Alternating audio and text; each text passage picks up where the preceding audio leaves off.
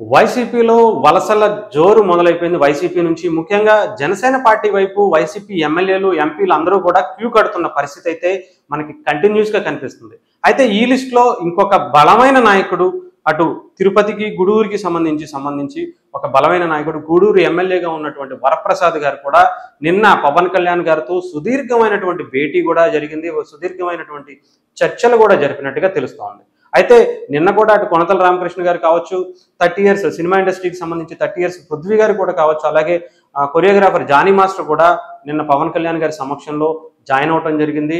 పవన్ కళ్యాణ్ గారి ఆధ్వర్యంలో రేపు జరగబోయే ఆంధ్రప్రదేశ్ ఎన్నికల్లో జనసేన పార్టీ తరఫున పోటీ చేయడానికి, అలాగే ప్రచారం చేయడానికి కూడా కొంత వ్యూహాత్మకంగా జనసేన పార్టీ అధినేత పవన్ కళ్యాణ్ గారు వెళ్తున్నారని కూడా తెలుస్తోంది. అయితే ముద్రగడ గారు కావచ్చు, అంబటి రాయుడు కావచ్చు, మొన్న బాలశౌరి గారు కావచ్చు, వీళ్ళందరూ కూడా ఒక్కసారిగా జనసేన పార్టీకి భారీ బలాన్ని అయితే పెంచే విధంగా ఈసారి ఎలక్షన్స్ లో మొన్నటి వరకు 20-30 స్థానాల్లో జనసేన పోటీ చేస్తుంది అని అనుకునే స్థాయి నుంచి 60-70 స్థానాలకు ఇచ్చేటటువంటి నాయకులు కూడా ఈసారి బలమైన నాయకులు జనసేన పార్టీలో ఉన్నారు. కాబట్టి వాళ్ళు అడగకుండానే ఆ పార్టీ అంటే టీడీపీ జనసేన కలిసి 70 సీట్లు ఈసారి జనసేన పార్టీకి ఇచ్చే అవకాశం ఉన్నట్టుగా కూడా తెలుస్తోంది.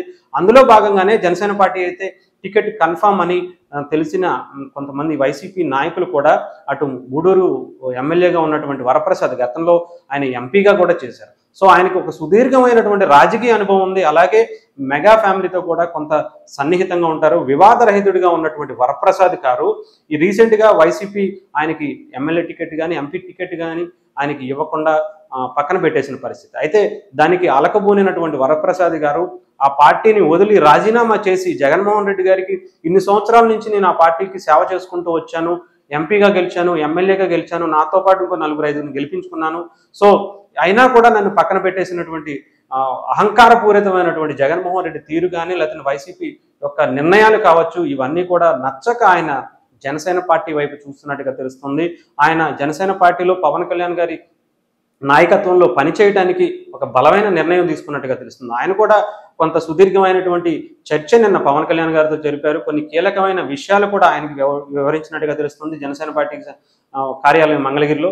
అయితే ఒక హామీ కూడా ఇచ్చారు పవన్ కళ్యాణ్ గారు, ఆయనకి పోటీకి సంబంధించి ఆయన పోటీ చేస్తారు, తిరుపతి ఎంపీగా కానీ, గూడూరు ఎమ్మెల్యేగా కానీ ఆయన మళ్ళీ తిరిగి పోటీ చేసే అవకాశాలు ఎక్కువ ఉన్నట్టుగా తెలుస్తోంది.